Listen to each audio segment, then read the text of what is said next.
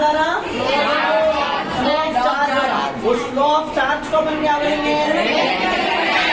Electric current का मतलब हुआ the flow of charge in a conductor in unit time is known as electric current. The formula is here. You can write the formula. I is equal to Q by T. I is equal to Q by T. You can write like this. Here I is equal to electric current. You have to write like this. And Q is equals to total charge. And T is equal to time. Time means second. You have to write this also. So definition of electric current is the flow of charge in a conductor is known as electric current.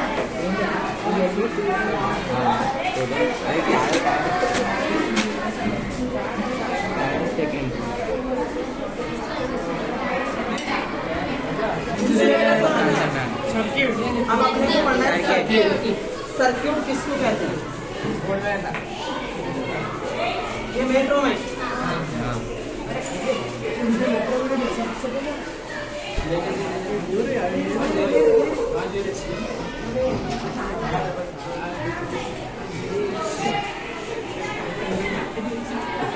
You can see here जब बेकार चीज रहती है उस pause करना फिर और साथ में क्लास भी सुनना बहुत है। हाँ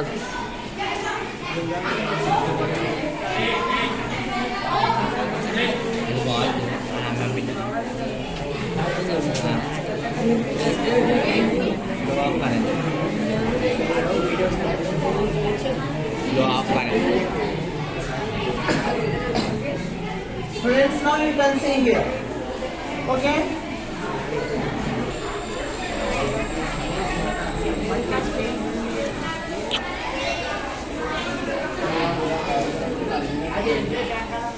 This is the open circuit and this one is a closed circuit. Difference here you can see. Key is not connected here. Yes. Here Connected. that is called a closed circuit and here called Open circuit. In this circuit you can see this is the battery. This is the battery and this is the wire that is called copper wire conductor. It is a conductor. This one is a battery and this one is a wire conductor and this one you can say this one is electric bulb.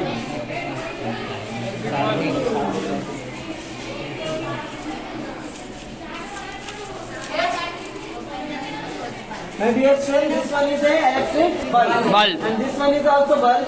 Okay, but here bulb is not glowing because of open circuit. Because of Open circuit. And here you can see bulb is glowing because of closed circuit. If you open the circuit, bulb cannot glow because whenever we open the circuit will Stop. cannot pass the flow of charge. Electric current pass नहीं होता है जब भी हम circuit को open करते हैं। Wire cut कर दो या की ऑफ कर दो या फिर आप कोई भी चीज को सर्किट का कोई भी कंपोनेंट, बैटरी एक कंपोनेंट है, कंपोनेंट बोला तो हिस्सा పార్ట్ ఓకే బ్యాటరీ తీసేసినా సరే ఇది పనికిరాదు, కీ బంద్ చేసినా సరే పనికిరాదు సర్క్యూట్ ఓకే, బల్బ్ బంద్ చేసినా సరే బల్బ్ కీ పడేసినా సరే కనెక్షన్ పోతే అది కూడా పనికిరాదు. అంటే ఏంటి, వైర్లు ఎక్కడ కట్ చేసినా సరే సర్క్యూట్ ఓపెన్ అయిపోతుంది. అంటే ఓపెన్ సర్క్యూట్ లో కరెంట్ పాస్ కాదు. సర్క్యూట్ లో కరెంట్ పాస్ అవ్వాలంటే అందరికంటే ముందు మనకి వైర్ కాపర్ వైర్ ఉండాలి. నైలాన్ వైర్ అన్నా లేకపోతే ప్లాస్టిక్ వైర్ అన్నా లేకపోతే థర్మాకోల్ వైర్ అన్నా లేకపోతే వుడ్ తో కట్ చేసిన ఏదన్నా ఒక తీగ తెచ్చి పెడితే అందులో करंट पास उसमें नहीं होता, तो करंट उसी में पास होता जो कंडक्टर है. तो कंडक्टर का होना जरूरी है, बैटरी का होना जरूरी है और सर्किट का क्लोज होना जरूरी है. Without closing the circuit we cannot passes the electricity in the electric circuit. Electric circuit के अंदर इलेक्ट्रिक करंट पास होने के लिए सर्किट को क्लोज होना जरूरी है, इलेक्ट्रिक कंडक्टर होना जरूरी है. बैटरी यानी सोर्स ऑफ एनर्जी होना जरूरी है।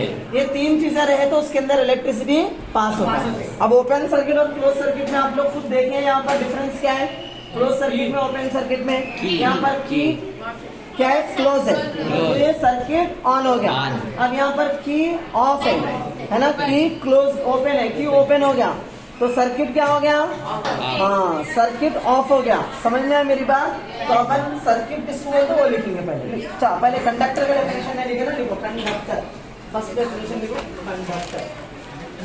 कंडक्टर जल्दी, the material which can passes the electricity. ना घिच घिच नहीं लिखना, नोट्स अच्छा लिखना, नीट, लेफ्ट मार्जिन नहीं है, टॉप मार्जिन नहीं है। मैं नेक्स्ट क्लास में आने से पहले पूरा नोट्स फेयर रहना मेरे को, लेफ्ट मार्जिन टॉप मार्जिन पूरा नीट, हर चीज पेंसिल के साथ, डायग्राम्स पेंसिल के साथ रहना। मेरा आपको क्लास में नहीं बिठा दो, नेक्स्ट क्लास में आने से पहले मेरे को ये जितना आज पढ़ा के जा रहा हूँ वो पूरा का पूरा फेयर लिखा हुआ रहना, और जो भी डायग्राम है वो पेंसिल से लिखा हुआ रहना। मैं तो क्लास में नहीं बिठा दो, नेक्स्ट क्लास में समझ में आना। अभी तो आप लोग इतना रफली लिख ले रहे हैं, ऐसा रफली लिखे तो मैं एक्सेप्ट नहीं करूंगा। आप लोग जो भी लिख रहे हैं उसको अभी लिख रहे हैं तो एक जरा ठहर के बोल सकते हैं। सुनो क्या बोल रहे, सुनो सुनो। हाँ The substance which can passes electricity is known as conductor. Very good, Example: copper wire, silver wire, iron. Very good class.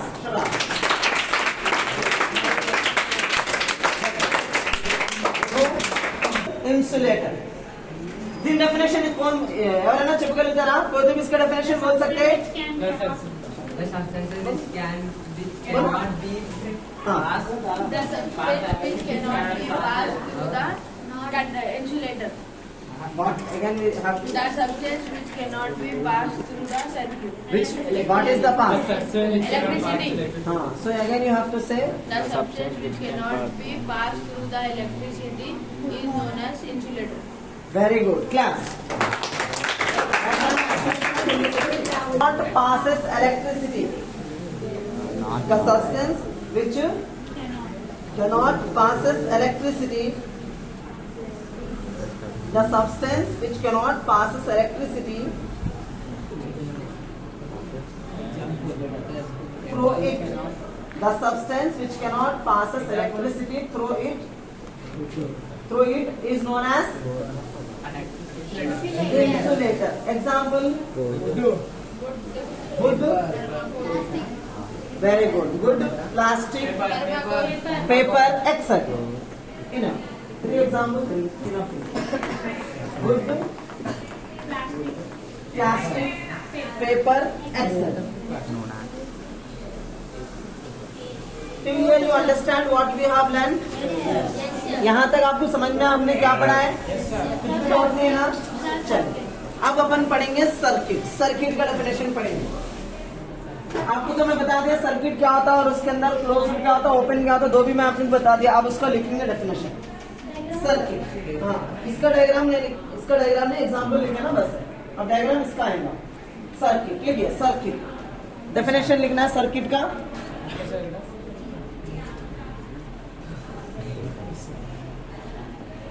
The path,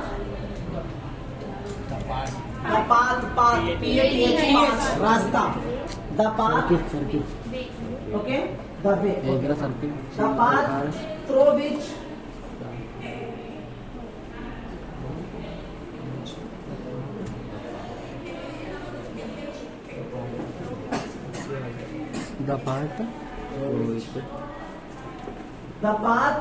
which electricity is passing.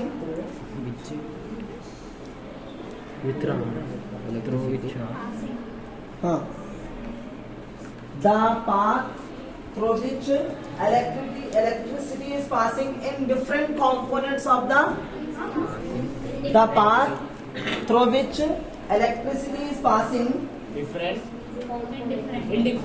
हाँ the path in which through which electricity is passing different components of the circuit. The path through which electricity is passing in different components of the circuit. In different components. Components बोले तो bracket में लिख लेना parts, PARTS, parts बोल के लिखिए. Components of the circuit is known as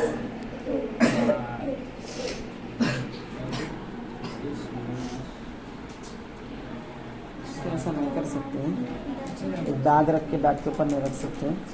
electric circuit. आप side heading लिखेंगे ओपन सर्किट. क्या लिखेंगे? Open circuit. First side heading लिखेंगे ओपन सर्किट. उसके बाद डेफिनेशन क्या? The electric circuit, the electric circuit in which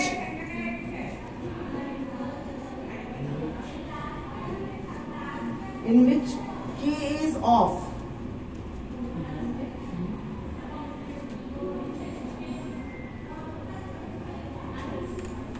In which key is off, ORR, in which key is off, ORR, disconnect the components of the circuit. Disconnect the component of the circuit.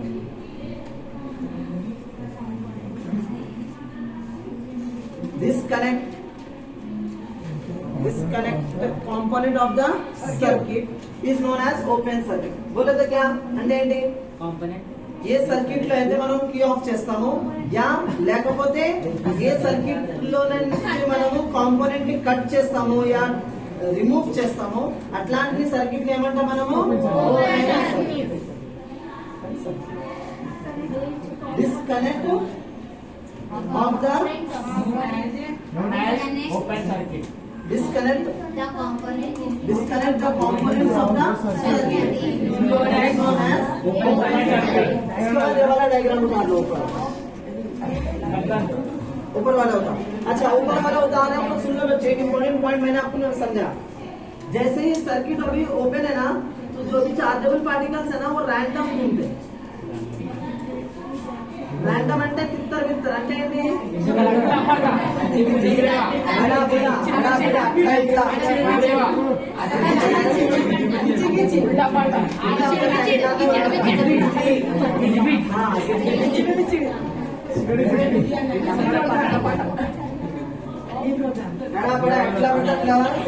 వాళ్ళకి ఏ direction example లో diagram draw చేయండి.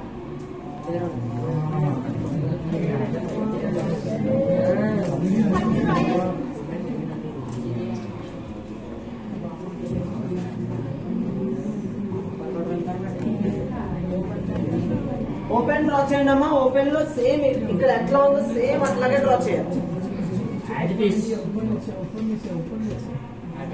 మీరు తర్వాత అది fair book లో scale తో draw చేయండి.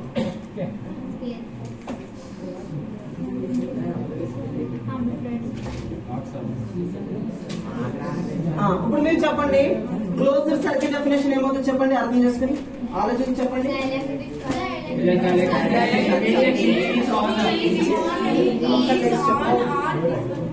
are connected.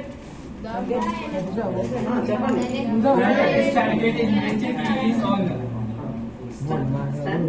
The electric circuit in which key is on or connect the components of a circuit is known as closed circuit. Very good. Class. Come on.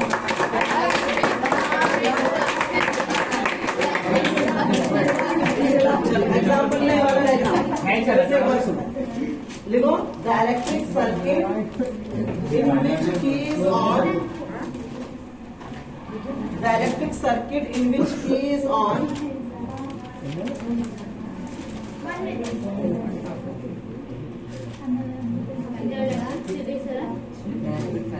The electric circuit in which key is on.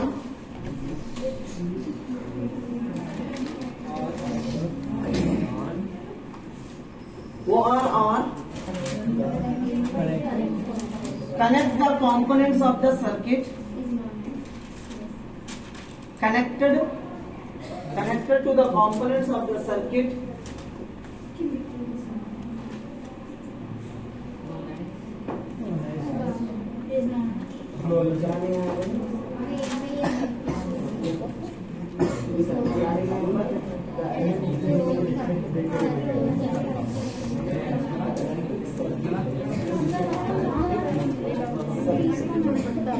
in which key is on. The electric circuit in which key is on are connected to the components of the circuit is known as closed circuit.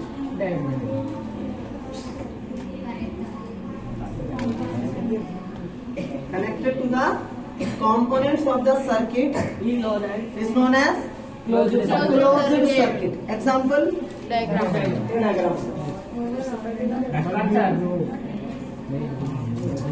अब बताओ मेरे को यहाँ closed circuit में होता क्या? जैसे battery connect कर देना, तो बैटरी कनेक्ट ही पूरे चार्जेबल पार्टिकल्स एक लाइन में एक ऑर्डर्ड मोशन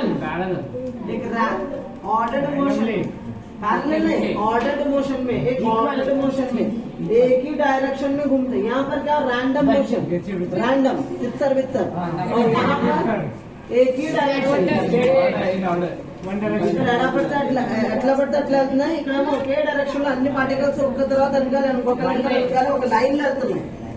క్లోజ్డ్ సర్క్యూట్ లో చార్జబుల్ పార్టికల్స్ ఒక లైన్ లో వెళ్తాయి. ఓపెన్ సర్క్యూట్ లో చార్జబుల్ పార్టికల్స్ అర్థమైందా?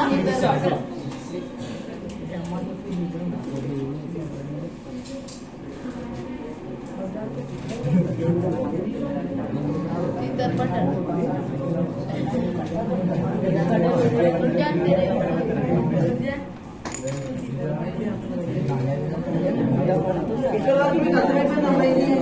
ఇది పాయింట్స్ మనకి ఈజీగా అర్థమైనాయా? ఇప్పుడు వరకు నేను ఏం చదువు అన్ని క్లియర్ అర్థమైనా?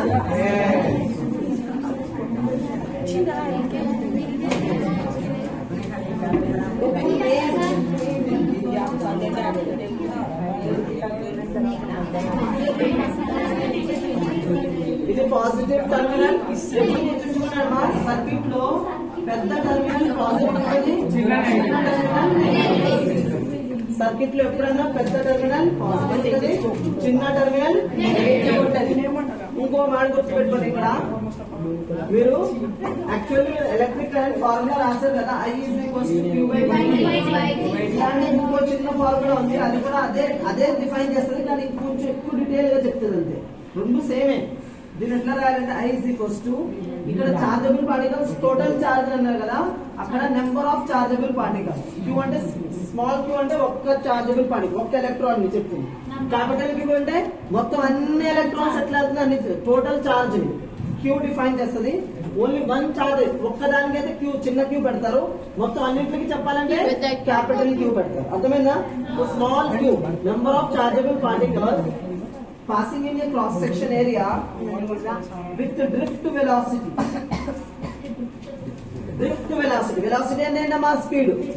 దాన్ని డ్రిఫ్ట్ వెలాసిటీ అని ఎందుకు పేరు పెట్టారంటే ఎట్లా వెళ్తున్నాయి, తింతర బిత్తర వెళ్తున్నా, ఎలా కూడా వంకర టింకర్ వెళ్తున్నా, ఒక డైరెక్షన్ లో వెళ్తే మనం కరెక్ట్ స్పీడ్ చెప్పగలుగుతాం. ఇక్కడ ఏంటి, పార్టికల్స్ ఒక డైరెక్షన్ లో వెళ్తలేదు, ఎటు పడితే అటు వెళ్తున్నాయి. అలాంటప్పుడు మనం ఎగ్జాక్ట్ స్పీడ్ మనం చెప్పలేము. అట్లాంటప్పుడు ఒక యావరేజ్ స్పీడ్ చెప్తాము. ఆ యావరేజ్ స్పీడ్ ని ఏమంటాం మనము, డ్రిఫ్ట్ వెలాసిటీ. ఏమంటాం మనము? ఇక్కడ ఈ ఫార్ములా మీనింగ్ అంటే ఏంటి, electric current is equal to number of chargeable particle passing in cross section area with drift velocity is known as electric current. అంటే ఎలక్ట్రిక్ కరెంట్ ఏంటి, chargeable particles passing in cross section area. Area అంటే ఏంటి, దేని area, conductor అంటే area. Conductor కి area ఎంత ఉంది, conductor ఒక ఏరియా ఎంత ఉంది. ఓకే, కండక్టర్ ఏరియాని బట్టి అర్థమవుతుంది. కండక్టర్ ఏరియా ఎంత ఉంది దాన్ని డిఫైన్ చేస్తుంది. ఓకే, అందులో ఎంత స్పీడ్ వెళ్తుంది. ఏరియా పెద్దగా ఉంటే స్పీడ్ తక్కువ అవుతుంది. సరే, ఏరియా పెద్దదైతే స్పీడ్ పెద్దగా అవుతుంది, ఏరియా తక్కువ అయితే స్పీడ్. ఇప్పుడు మీకు పెద్ద గ్రౌండ్ ఇచ్చి పరిగెట్టండి అంటే మీరు ఏం చేస్తారు, బాగా ఉరుకుతుపోతారు. అదే చిన్న గ్రౌండ్ ఇచ్చి వెళ్ళండి అంటే ఒకరికొకరు తోసుకుని బయటకు వెళ్ళడానికి చాలా టైం పడుతుంది. పెద్ద రోడ్డు ఉందనుకోండి మనం ఈజీగా వెళ్ళిపోవచ్చు కదా, చిన్న రోడ్డు ఉంటే ట్రాఫిక్ స్లోగా వెళ్తాం. అట్లాగే ఇక్కడ కూడా సేమ్. అర్థమైందా? ఎక్కడైతే మనకి ఏరియా ఏం చేస్తుంది, మన స్పీడ్ ఆఫ్ ఎలక్ట్రాన్స్ ని, స్పీడ్ ఆఫ్ కరెంట్ ని కంట్రోల్ చేస్తుంది. ఏంటి, ఏరియా. ఎక్కువ ఏరియా ఉంటే ఎక్కువ కరెంట్ వెళ్తుంది, తక్కువ ఏరియా ఉంటే స్పీడ్ ఏరియా రెండు కనెక్టెడ్. ఏరియా ఎక్కువ అయితే స్పీడ్ కూడా ఎక్కువ అవుతుంది, ఏరియా తక్కువ అయితే అర్థమైందా? అర్థం అవ్వలేదా?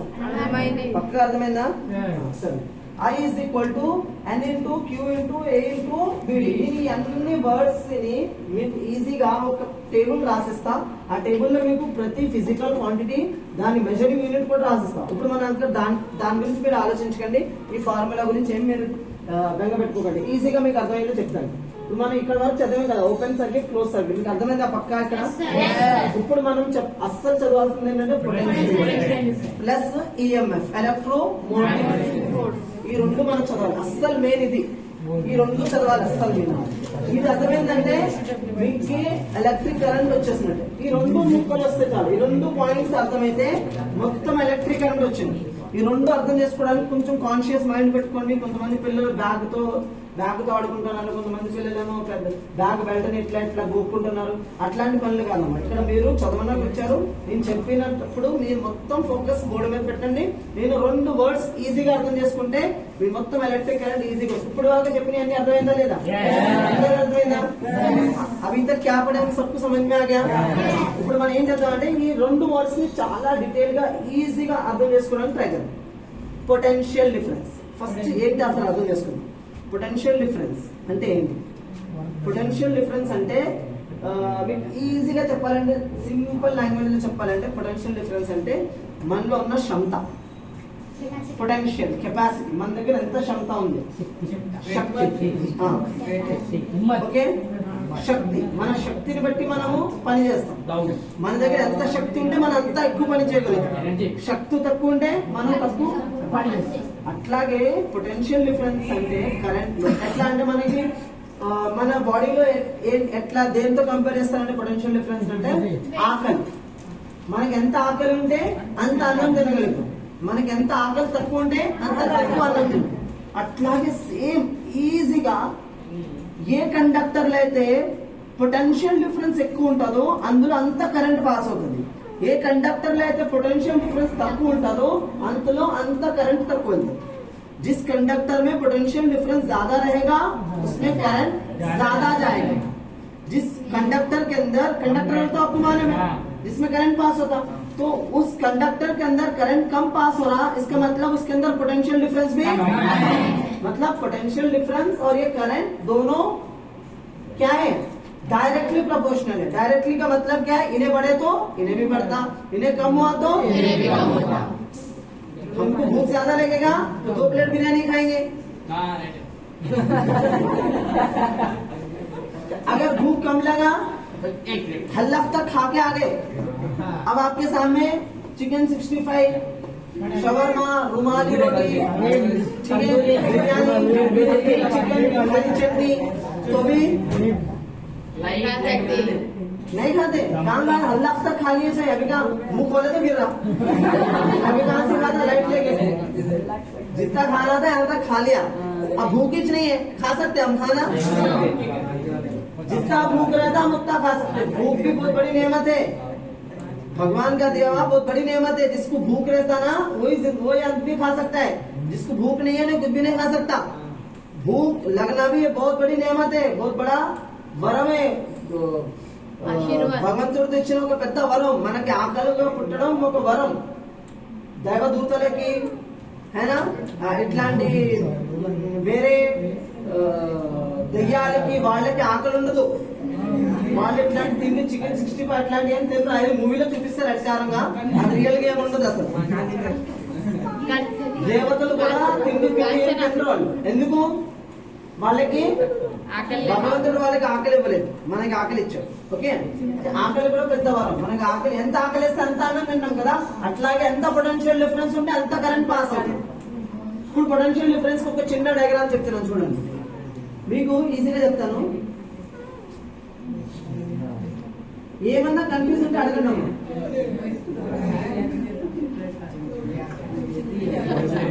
ఓకే అమ్మా, ఇక్కడ 2 బీకర్స్ పెట్టినా, మధ్యలో ఒక చిన్న గేట్ పెట్టినా, ఇక్కడేమో వాటర్ వేస్తున్నాం, ఫుల్ వాటర్ వేస్తున్నాం.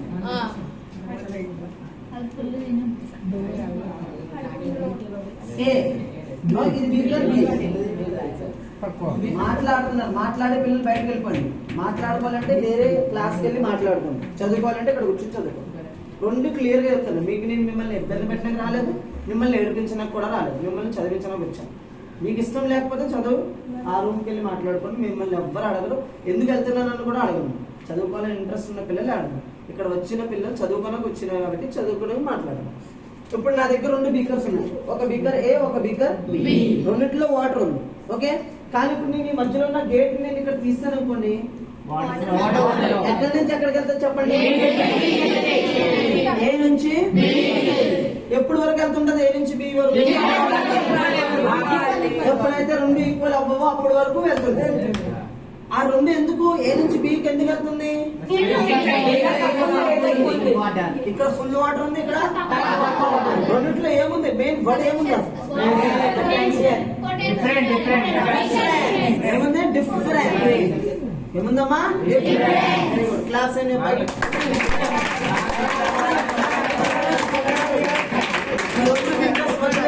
డిఫరెన్స్ ఉంది. ఏం డిఫరెన్స్ ఉందంటే ఇక్కడ ఎక్కువ వాటర్ ఉంది, ఇక్కడ తక్కువ వాటర్ ఉంది. వాటర్ డిఫరెన్స్ ఉంది కదా. ఇప్పుడు మనం ఏమంటాం దీన్ని? ఇక్కడ వాటర్ కి పొటెన్షియల్ ఎక్కువ ఉంది, ఈ బీకర్ లో వాటర్ పొటెన్షియల్ తక్కువ ఉంది. ఓకే, ఈ వాటర్ పొటెన్షియల్ డిఫరెన్స్ రెండింటి మధ్యలో ఉన్నది కాబట్టి హయ్యర్ పొటెన్షియల్ నుంచి సేమ్ చార్జ్ కూడా హయ్యర్ పొటెన్షియల్ నుంచి లోవర్ పొటెన్షియల్ కి వెళ్తుంది. పొటెన్షియల్ డిఫరెన్స్ అంటే డిఫరెన్స్ ఉండాలి. కండక్టర్ లో చార్జ్ ఒక డిఫరెన్స్ ఉంటేనే అందులో కరెంట్ పాస్ అవుతుంది. చార్జ్ ఒక డిఫరెన్స్ లేకపోతే కరెంట్ పాస్ అవుతుంది. పొటెన్షియల్ డిఫరెన్స్ ఉంటేనే కరెంట్ పాస్ అవుతుంది. ఫస్ట్ మీరు బ్లైండ్ గా ఫిక్స్ అయిపోవాలి. సర్క్యూట్ లో కరెంట్ పాస్ అవ్వాలంటే ఏం కావాలి? సార్ మనం ఇప్పుడు వరకు వెళ్ళలేదు. కరెంట్ వెళ్ళాలంటే స్విచ్ కావాలి, కరెంట్ వెళ్ళాలంటే లైట్ కావాలి అంటాం, కానీ ఎప్పుడు ఇలా వెళ్ళలేదు. పొటెన్షియల్ డిఫరెన్స్ ఉంటే కరెంట్ వెళ్తుంది. మీరు గుర్తు పెట్టుకోండి. ఈ గుడ్డులో ఎందుకు వెళ్తలేదు కరెంట్? ఇందులో పొటెన్షియల్ డిఫరెన్స్. ఐరన్ రాడ్ ఎందుకు వెళ్తుంది? ఏ వస్తువులు అయితే పొటెన్షియల్ డిఫరెన్స్ ఉంటుందో అందులో నుంచి కరెంట్ పాస్ అవుతుంది. ఎంత పొటెన్షియల్ డిఫరెన్స్ ఉంటే అంత కరెంట్ పాస్ అవుతుంది. సింపుల్ గా అర్థం చేసుకోవాలి ఏంటంటే పొటెన్షియల్ డిఫరెన్స్ వల్ల కరెంట్ పాస్ అవుతుంది. ఓకే, పొటెన్షియల్ డిఫరెన్స్ అంటే ఏంటి సార్ అంటే మీకు అది అర్థమైంది, ఒక శక్తి. ఓకే, కానీ ఇప్పుడు మనకి ఒక పని పొటెన్షియల్ డిఫరెన్స్ ని మనము మ్యాథమెటికల్ గా మీ లెసన్ లో ఇచ్చిన ఫార్ములా వేలో మనం అర్థం చేసుకున్నాం. చూడండి, ముందు ఇక్కడ నుంచి చార్జబుల్ పార్టికల్ ఎప్పుడైతే మీరు బ్యాటరీ కనెక్ట్ చేసి సర్క్యూట్ ఆన్ చేశారో అంటే కీ క్లోజ్ చేశారో, క్లోజ్ సర్క్యూట్ అవ్వగానే కీ ఆన్ అవ్వగానే ఇందులోంచి చార్జ్ పార్టికల్ మూవ్ అవ్వడం స్టార్ట్ అయింది. ఓకే, పాజిటివ్ నుంచి మూవ్ అవుతూ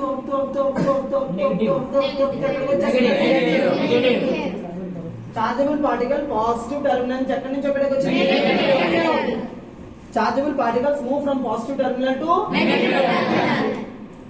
कोई तो भी चीज है जो इस पार्टिकल को, ये नेगेटिव चार्ज पार्टिकल को, सॉरी पार्टिकल को, इस पॉजिटिव चार्ज पार्टिकल को खींच के लाके यहाँ दे रहा, जो खींच के लाके दे रहा ना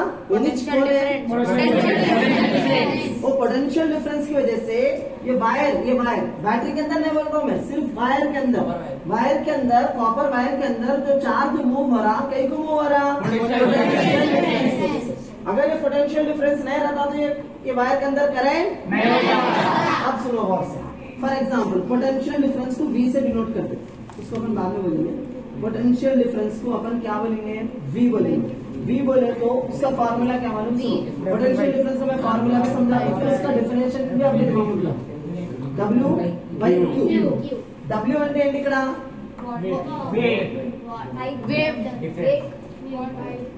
W అంటే ఏంటి ఇక్కడ? Work done. ఏంటమ్మా? Work done. W అంటే ఏంటమ్మా ఇక్కడ? Q అంటే ఏంటమ్మా? చార్జ్। వర్క్ డన్ అంటే ఏంటి సార్? ముందు అర్థం అవ్వాలి మాకు।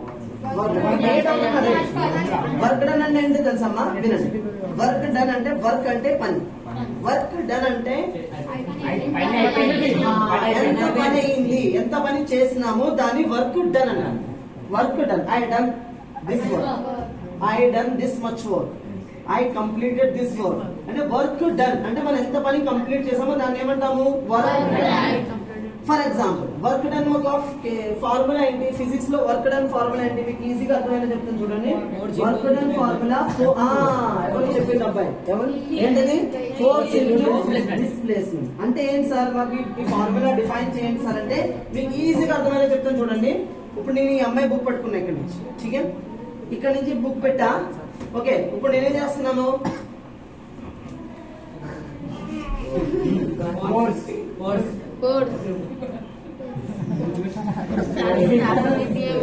ఎంత పని చేసిన, ఎంత అయింది నీ పని ఎంత చేసిన ఇక్కడ, ఎంత పని చేసినా, ఎంత సేపు పని చేసినా అడగలే, ఎంత పని అయింది నా దగ్గర నుంచి. నేను పొద్దున్న నుంచి సాయంత్రం వరకు ఈ బోర్డుని పట్టుకుని చూసుకుంటా కూర్చున్నా. మీ టీచర్ మీ మేడం వచ్చింది, వచ్చి అంటుంది మీ మేడము సార్ ఎంత పని అయింది అంటే నేనేం ఎంత పని అయింది అంటే మీరేం చెప్తారు అప్పుడు, సార్ ఏం పని చేశారు సార్ మీరు, ఏం పని అవ్వలేదు, ఎంత పని అయింది అక్కడ, పొద్దున్న తోసుకుంటూ కూర్చున్నారు, అదేమో ఇంటికి అదలేదు. ఏదైనా పని అయిందంటే ఎట్లా తెలుస్తుంది, ఆ వస్తువు అక్కడి నుంచి మూవ్ అవ్వాలి, మూవ్ అవ్వకపోతే ఆ పని అవ్వనట్టు. వర్క్ డన్ ఎంతన్నా అవ్వాలంటే అందులో ముందు డిస్ప్లేస్మెంట్ ఉండాలి. ఫోర్స్ ఎంత ఉంటే అది కాదు, డిస్ప్లేస్మెంట్ ఎంత ఉంది దాని వల్ల డిఫైన్ అవుతుంది మన వర్క్ డన్ ఎంత ఉందని. మనం ఎంత ఫోర్స్ పెట్టి తోసినా సరే ఆ వస్తువు మూవ్ అవ్వకపోతే అందులో వర్క్ డన్. ఫర్ ఎగ్జాంపుల్ నేను ఈ పుస్తకాన్ని ఇప్పుడు నేను ఇట్లా తోసిన, ఈ అమ్మాయి దగ్గరికి ఇక్కడ తీసుకొచ్చిన, ఇక్కడ నుంచి ఇక్కడ వరకు 60 మీటర్ 60 సెంటీమీటర్ మనం డిఫైన్ చేద్దాం. పోన్లేండి, ఇక్కడ నుంచి ఇక్కడ వరకు 60 సెంటీమీటర్ డిస్టెన్స్ అనుకుందాం. మనము ఈ బుక్ ని ఫోర్స్ అప్లై చేసి ఎంత తోసినాము, అంటే మన వర్క్ ఎంత అయినట్టు. ఇప్పుడు కన్సిడర్ ఎలా చేద్దామంటే ఫోర్స్ నేను అప్లై చేసిన ఫోర్స్ ఎంతంటే ఈజీగా అర్థం చేసుకున్నట్టు చెప్పుకుందాం. నేను ఇప్పుడు ఫోర్స్ అప్లై చేసింది 5 న్యూటన్స్. ఏంటి అప్లై చేశాను, 5 న్యూటన్స్ ఫోర్స్ అప్లై చేసా. చూడండి అమ్మా, work done is equals to force into displacement. S అంటే డిస్ప్లేస్మెంట్. సరే ఎస్ ఎందుకు పెట్టారంటే ఆడిస్టు, వాడి గర్ల్ ఫ్రెండ్ పేరు పెట్టుకున్నాను మనకి ఆడిస్టు బై ఆడు. సార్ డిస్టెన్స్ ని డి పెట్టాలి కదా సార్, ఎస్ ఎందుకు పెట్టాడు, ఫోర్స్ కి ఎఫ్ పెట్టాడు కానీ డిస్టెన్స్ కి ఎస్ పెట్టినాడు. ఆడిస్టు బై ఆడు డిస్కవర్ చేస్తాడు, ఆడు ఏదైనా పెట్టుకోవచ్చు, ఆడ అమ్మ పేరు పెట్టుకోవచ్చు, వాళ్ళ నాన్న పేరు పెట్టుకోవచ్చు, ఆడ పేరు పెట్టుకోవచ్చు, ఆడ గర్ల్ ఫ్రెండ్ పేరు పెట్టుకోవచ్చు, ఆడ బెల్లం పేరు పెట్టుకోవచ్చు. వాడి కదా సైంటిస్ట్, ఆ డిస్కవర్ చేశాడు కాబట్టి వాడి ఇష్టం ఏదైనా పెట్టచ్చు, వాడు పెట్టుకుని చేస్తాడు. ఏమో ఆడు ఎవరి పేరు పెట్టుకునే తెలియదు. ఎస్ అంటే ఏంటి, డిస్ప్లేస్మెంట్. డిస్ప్లేస్మెంట్ డి పెట్టచ్చు కదా, అంటే ఆల్రెడీ డిస్టెన్స్ కి డి ఇచ్చేసింది, డిస్టెన్స్ కి డి సింబల్ ఇచ్చేసిండు, ఆ డి యూజ్ చేసేసారు కాబట్టి డిస్ప్లేస్మెంట్ కి ఎస్ యూజ్ చేసాడు. ఎస్ ఎందుకు యూజ్ చేశాడు సార్, పి యూజ్ చేయొచ్చు కదా, ఏ యూజ్ చేయొచ్చు కదా, బి యూజ్ చేయొచ్చు కదా, ఎల్ యూజ్ చేయొచ్చు. ఆడిస్తాం ఆడ ఎందుకు యూజ్ చేసి ఆడినాడు కదా. Fine, okay fine friend. Displacement S, force ఇది ఫోర్స్. ఫోర్స్ మన ఎంత యూజ్ చేస్తాం, 5 న్యూటన్స్ ఫోర్స్. ఫోర్స్ ఎంత మన దగ్గర 5 న్యూటన్స్. అంటే ఏంటి సార్, ఫోర్స్ యొక్క మెజరింగ్ యూనిట్. అట్లా రాదమ్మా చదువు రావాలంటే మొత్తం కాన్సన్ట్రేట్ పెట్టాలి. చిన్న పాయింట్ మిస్ అయినా సరే ఫర్దర్ గా మీకు స్టడీస్ అర్థమవు. ఇప్పుడు ఏమైనా నేను ఒక్క మాట కదా ఇట్లా తిరిగి చూస్తున్నాను, ఆ ఒక్క పాయింట్ లో మొత్తం మీ స్టడీస్ పోతాయి. మొత్తం కాన్సన్ట్రేట్ తో వినండి. న్యూటన్ ఏంటిది, న్యూటన్ అంటే ఏంటి, ఫోర్స్ యొక్క మెజరింగ్ యూనిట్. నేనేం చెప్తున్నా అర్థం చేసుకోండి, मैं क्या समझा रहा हूँ बहुत समझने की कोशिश करो. फोर्स एक फिजिकल क्वांटिटी है, न्यूटन एक मेजरिंग यूनिट है. हर चीज को मेजर करने की यूनिट अलग अलग अलग होती है. हर चीज ప్రతి వస్తువుని మనం వేరే వేరేగా మెజర్ చేస్తాం. ఫర్ ఎగ్జాంపుల్ నేను నీళ్లుని పాలుని మెజర్ చేయాలంటే దేనితో మెజర్ చేస్తాను, లీటర్. 1 లీటర్ పాలు ఇవ్వండి, 2 లీటర్ పాలు ఇవ్వండి, 3 లీటర్ నీళ్లు ఇవ్వండి,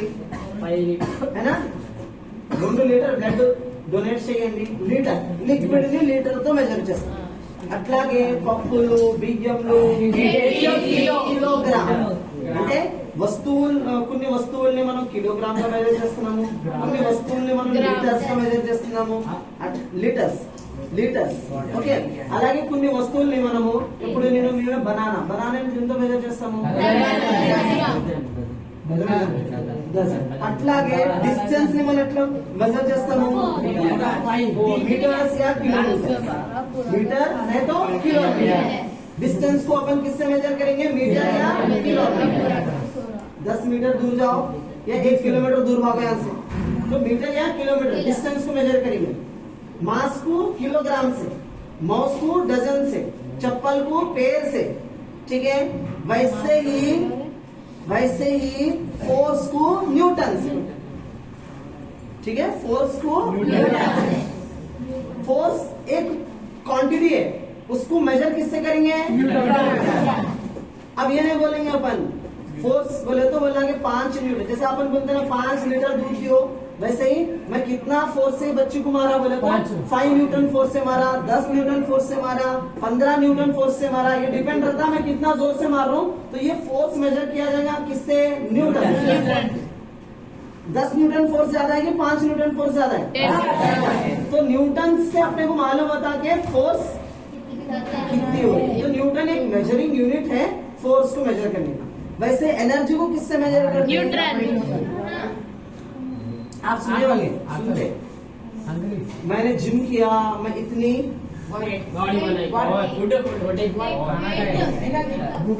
वेट लॉस में असल क्या आ रहा था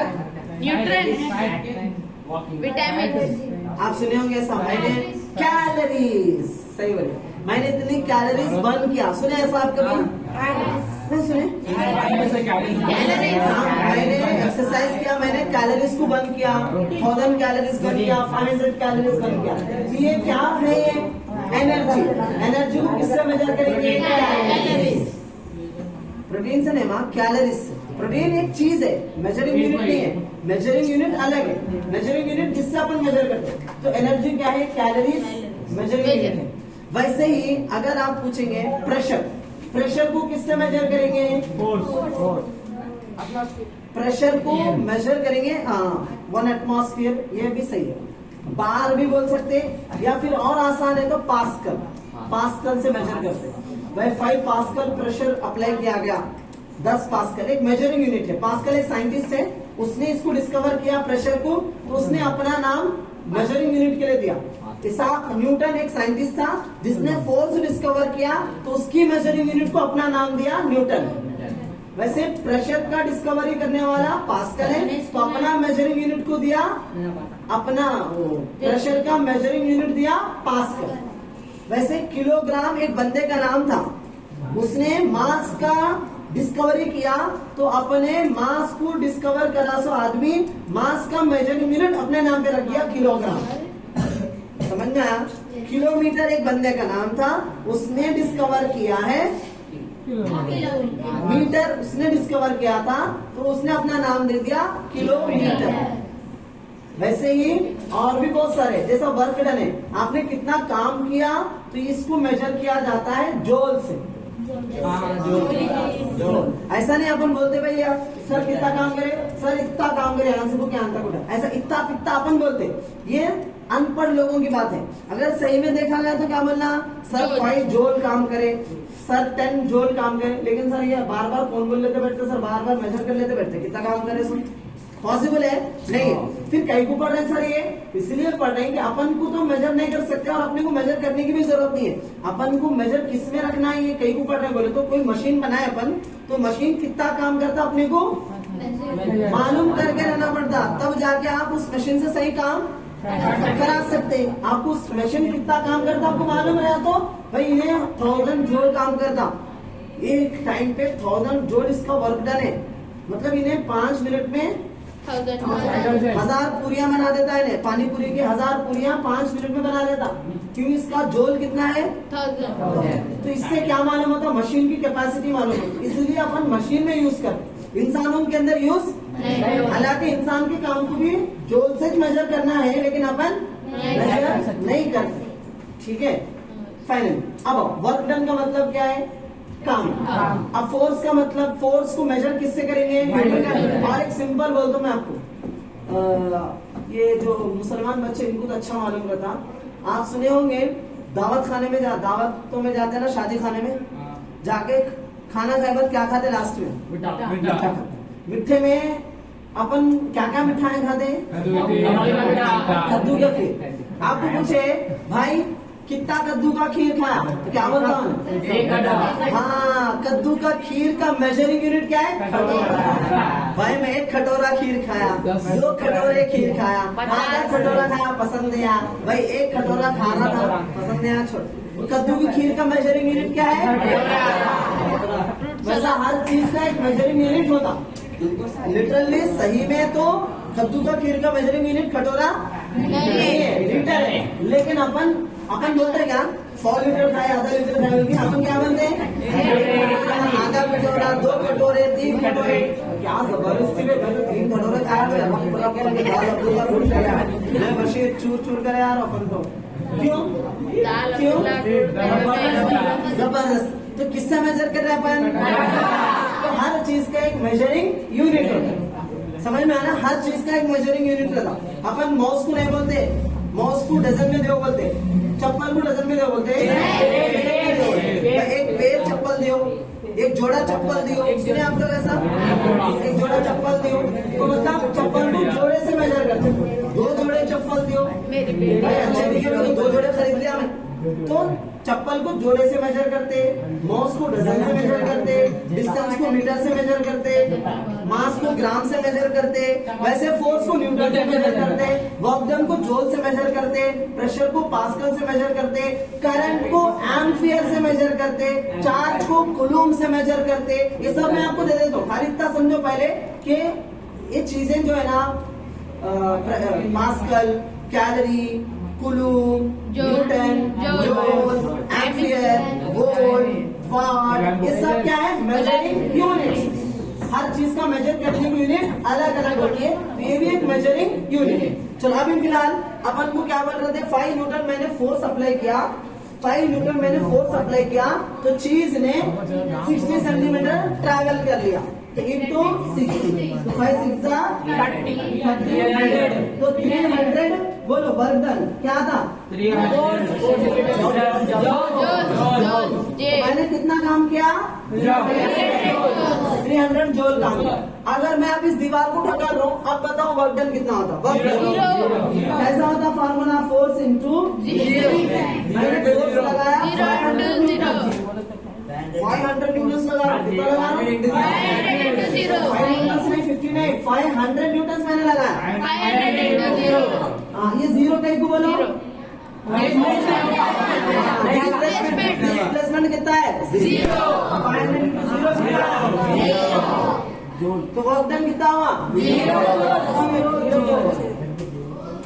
तो वर्क डन डिफाइन होता है उसके मूवमेंट के ऊपर, जितना वो डिस्प्लेस होगा उतना वर्क डन होगा। अगर डिस्प्लेसमेंट 0 है तो वैसे ही फोर्स भी 0 रहा तो भी 0, वर्क डन भी 0 है। इसका मतलब ये है कि भाई वर्क डन तो आपको समझ में आ गया। वर्क डन क्या समझ में आएगा? Force into displacement. अब सर यहाँ पर वर्क डन किसके ऊपर कर रहा है? वर्क डन जैसे कि मैं यहाँ वर्क डन कर रहा था बुक के ऊपर, मैंने वर्क डन किया बुक के ऊपर। अब इस सर्किट के अंदर वर्क डन किसके ऊपर हो रहा?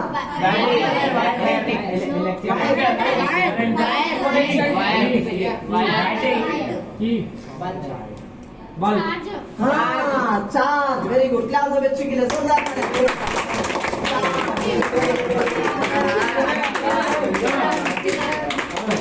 चार्ज जो कोई पार्टिकल काम किसके ऊपर रहा? चार्ज मूव कौन हो रहा? हाँ, जो चार्ज मूव हो रहा किसकी वजह से मूव हो रहा? पोटेंशियल डिफरेंस अपने को बोलना है क्या है? असल में चार्ज से मूव हो रहा, वर्क डन की वजह से।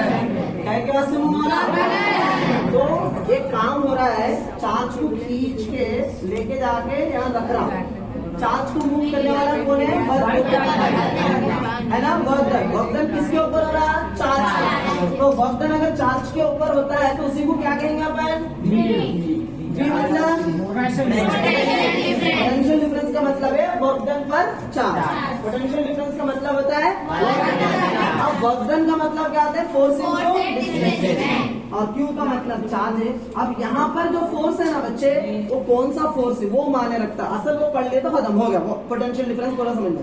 वर्क डन पर चार्ज, मतलब पोटेंशियल डिफरेंस में वर्क डन पर चार्ज।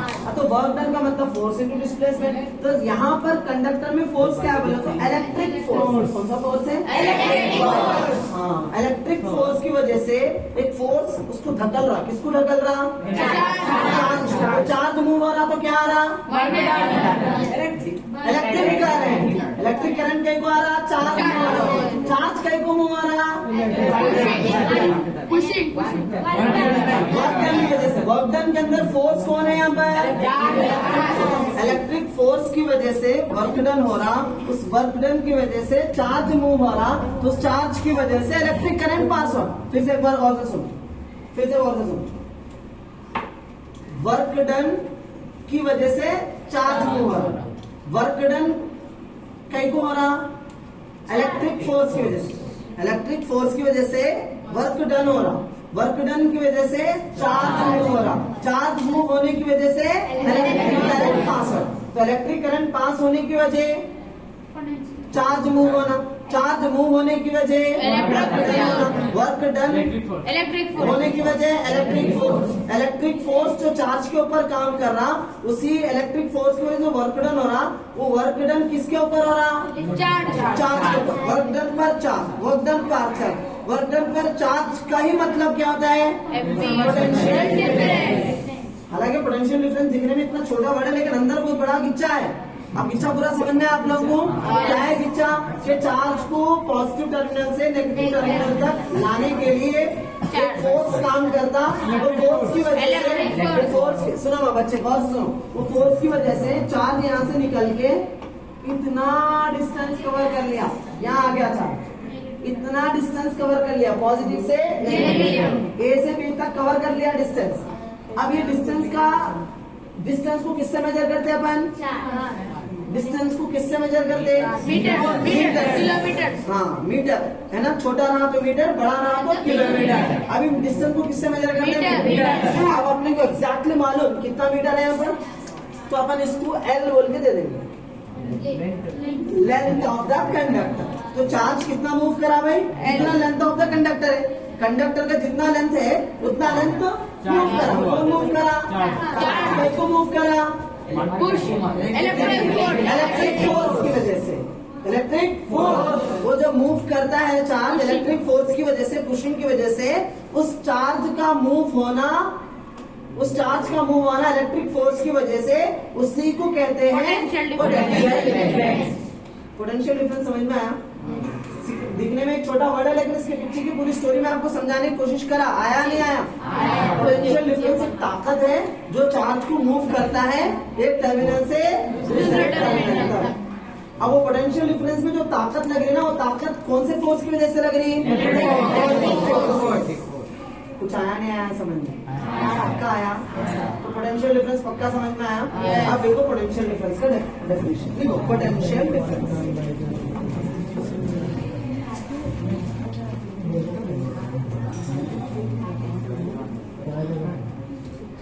देखो, पोटेंशियल डिफरेंस